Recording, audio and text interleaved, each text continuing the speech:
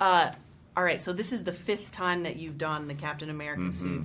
How did you feel when you stepped into it this time? A lot more comfortable. You know, the first couple times you're terrified, and you want to make sure that you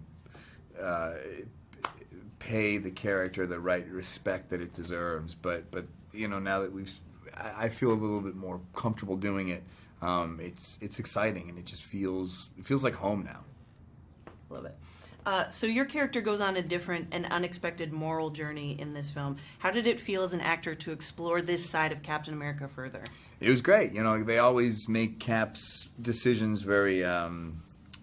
He's a very binary guy. You know, it's this or that. I mean, he's black and white, and this is the first time it's kind of been an uncertain decision in terms of what the right move is, and it's self-serving. So it was exciting to kind of see him have a struggle that wasn't so clear. It was exciting for me too. Just there you go. How does the relationship between Steve Rogers and Bucky Barnes play out in this particular story? It's very relevant. You know, it's a very personal struggle for Steve. Steve always tries to take his emotions out of the equation. He always tries to think of the greater good. And when it comes to Bucky, it's a very personal situation. And so it's easy to become human and to let your emotions fog and cloud your judgment. And Bucky represents something from his past that no one else can match. I don't care how strong his bonds are with his current family. Bucky is his original family, and that can take precedence. So you made 2 Avengers movies where the Avengers fought shoulder to shoulder united. But what was it like to film the battle scene where you guys are going against each other? Sure. Even though we filmed movies where the Avengers are all united, filming a movie where the Avengers are crumbling from within it's strange but exciting, because you know that the stakes are going to be cranked higher than they ever could have been prior. Yeah, this is, and it's far more akin to struggles in life. You know, I think anyone can agree that a fight you have with your enemy is nowhere near as dramatic as a fight you have with a family member. You know, when it's someone you simultaneously hate and love, I mean, it just makes it that much more complex. Who is on Team Cap and who isn't that you wish was? Sure. On Team Cap, we have me, we have Falcon, we have Scarlet Witch, we have Ant-Man, we have, I was going to say Sebastian, we have the Winter Soldier, we have Hawkeye. Who do I wish were on Team Cap? You know, Hulk would be nice. He would really just clean up and just take care of this whole mess. That would be pretty dope. Yeah.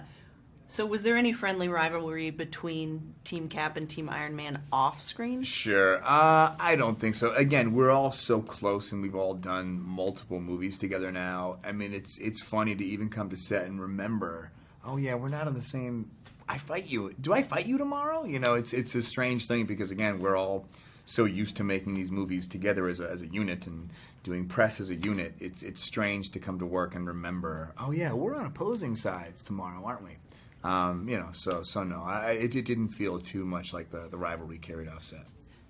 And also for my own edification, like, you guys slam on each other so much. Yeah. Were there any stunt mishaps this time? There are some tricky things, you know, because a lot of these characters are physical fighters. You know, it's not Iron Man, Vision, guys like, Thor. These are all CGI-based combat characters, but Black Panther, Winter Soldier, Hawkeye, myself, these are characters that fight with hand-to-hand combat. So when you have these giant running scenes, you need to hit, you need to collide. And, you know, there's I saw a few stuntmen take a few nasty tumbles, you know, like really, really hitting the ground hard and brutally. And, you know, it's all in the movie. Did you learn any new techniques for this film specifically? Any new techniques for this film? No, you know, Winter Soldier is where I really tried to kind of broaden my palette in terms of skill set, you know, with regards to parkour and gymnastics and, you know, jumping and flipping. But a lot of that stuff stuck, so it was pretty easy to kind of pick it back up on this one. You took it a lot easier on doors in this film. And I was really happy for every door in this film. That's nice. Hey, just turn the knob, dude. Take it easy.